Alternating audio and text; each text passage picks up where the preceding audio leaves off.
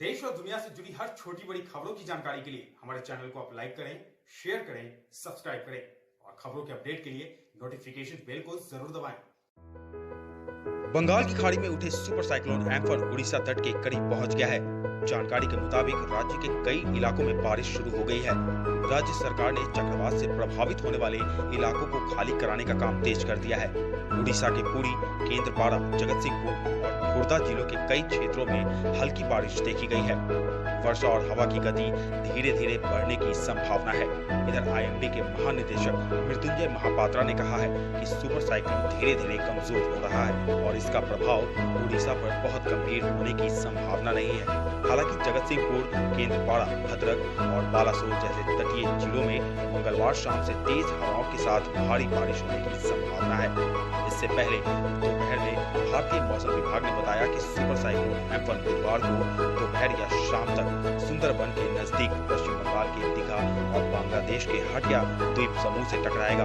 इस दौरान हवा की गति 155 से 165 किलोमीटर प्रति घंटा से 185 किलोमीटर प्रति घंटा तक पहुंच सकती है। मौसम विभाग ने बंगाल और उड़ीसा के तटीय इलाकों में भारी तबाही की आशंका जताई है।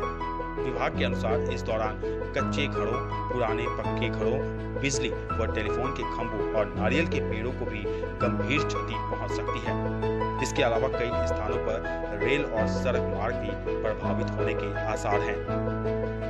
मौसम विभाग ने आज सुबह जानकारी दी थी कि बंगाल की खाड़ी में उठे सुपर साइक्लोन एम्फन अगले 6 घंटे में अपना रूप बदलेगा।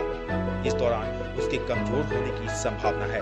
विभाग के अनुसार इस तूफान के अगले कुछ घंटे के दौरान कमजोर होने की संभावना है और यह अत्यंत भीषण चक्रवाती तूफान में तब्दील हो जाएगा। साथ ही मौसम विभाग ने ये भी जानकारी दी है कि अब आंध्र प्रदेश के विशाखापट्टनम में डॉपलर वेदर रडार द्वारा लगातार ट्रैक किया जा रहा है।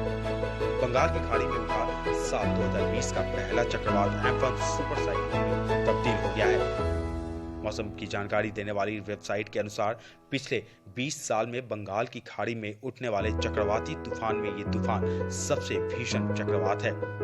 इसके कारण बंगाल की खाड़ी के उत्तरी हिस्सों में उथल-पुथल मची हुई है और हवा की रफ्तार लगातार बढ़ रही है।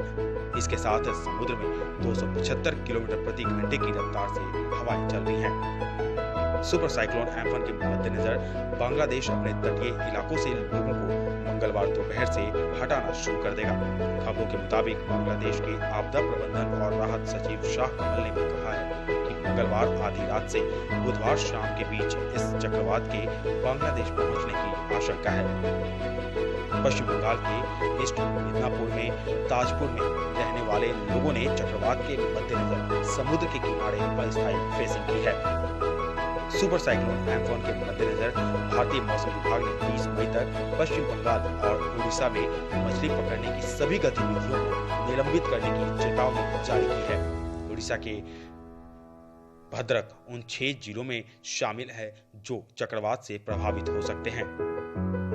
एम्फन जैसे जैसे आगे बढ़ रहा है, उड़ीसा और तटीय पश्चिम बंगाल के क्षेत्रों में हवा और भी तेज होती जा रही है। तटीय आंध्र प्रदेश, तटीय उड़ीसा, तटीय पश्चिम बंगाल और पूर्वोत्तर राज्यों में अब से लेकर तूफान के टकराने तक हवा की रफ्तार बढ़ती ही रहेगी। जल्द ही उड़ीसा और पश्चिम बंगाल के तटीय भागों और पूर्वोत्तर राज्यों में कुछ जगहों पर 50 से 60 किलोमीटर प्रति घंटे की गति से हवा चलने का अनुमान है। इधर गृह मंत्री अमित शाह ने पश्चिम बंगाल की मुख्यमंत्री ममता बनर्जी और उड़ीसा के मुख्यमंत्री नवीन पटनायक से बातचीत की और दोनों राज्यों को केंद्र की तरफ से हर संभव मदद का आश्वासन दिया है। आपको बता दें, आईएमडी भुवनेश्वर के उप निदेशक उमाशंकर दास के अनुसार उड़ीसा में केंद्रपाड़ा, भद्रक, बालासोर, मयूरभंज, जाजपुर और जगतसिंहपुर जिले सबसे अधिक प्रभावित होने वाले हैं। उम्मीद है कि अत्यंत भीषण चक्रवाती तूफान में तब्दील होकर जमीन से टकराएगा। वहीं उड़ीसा के जगतसिंहपुर में सुपर साइक्लोन एम्फन से लोगों के बचाव के लिए एनडीआरएफ की टीमें तैयार कर दी गई हैं। टीम यहां से लोगों को साइक्लोन सेंटर में ले जाने का काम कर रही है। वहीं मौसम विभाग के अनुसार साइक्लोन पिछले 6 घंटे में 14 किलोमीटर प्रति घंटा से पश्चिम मध्य और बंगाल की पूर्व मध्य खाड़ी से उत्तर पूर्व की ओर बढ़ा और आज सुबह 5:30 बजे पाड़ा द्वीप के 520 किलोमीटर दक्षिण पश्चिम मध्य बंगाल की खाड़ी में केंद्रित रहा। इससे पहले भारत मौसम विभाग के जानकारी दी कि चक्रवात के बंगाल की उत्तर पश्चिम खाड़ी को पार कर उत्तर पूर्व की ओर जाने की संभावना है। आज दोपहर और शाम के दौरान पश्चिम बंगाल बांग्लादेश के बीच दीघा और हटिया द्वीप समूह के बीच सुंदरबन के पास एम्फन चरम सीमा पर पहुंच एक चक्रवाती तूफान लाएगा। आपको बता दें, उड़ीसा के जगत सिंहपुर के तटीय क्षेत्रों के निवासियों को कल रात एक साइक्लोन सेंटर में शिफ्ट कर दिया गया था ताकि उन्हें भारी चक्रवाती तूफान एम्फन के कारण होने वाली भारी बारिश और हवाओं से बचाया जा सके। मौसम विभाग के अनुसार चक्रवात एम्फन सोमवार को रात 11:30 बजे उड़ीसा के पारादीप के दक्षिण में 600 किलोमीटर और पश्चिम बंगाल के दीघा में 750 किलोमीटर दक्षिण पश्चिम में था। चक्रवाती तूफान एम्फन सोमवार को एक सुपर साइक्लोन में बदल गया।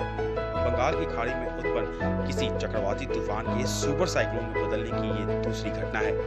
न्यूज एजेंसियों के मुताबिक इससे भारी तबाही के आसार हैं। पश्चिम बंगाल और उड़ीसा के तटीय इलाकों में रहने वाले लोगों को वहां से हटाकर सुरक्षित जगहों पर रखने की व्यवस्था की गई है।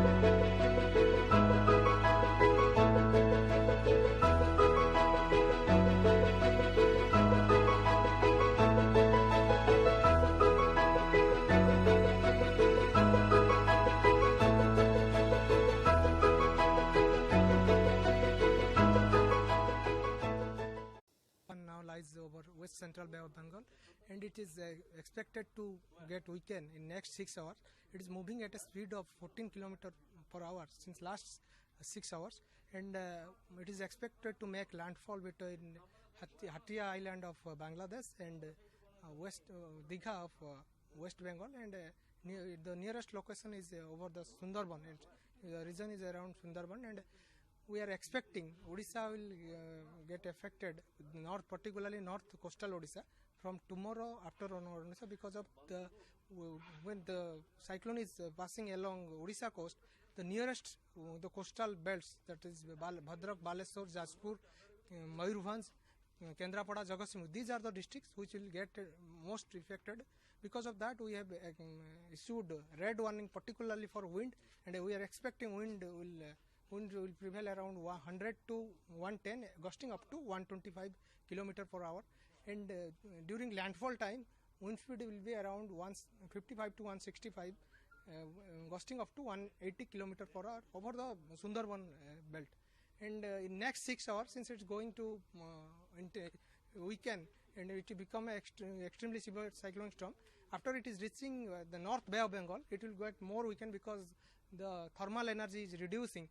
That helps to reduce the intensity as moisture availability will be reduced, and we are expecting that it will cross land by becoming a very severe cyclone.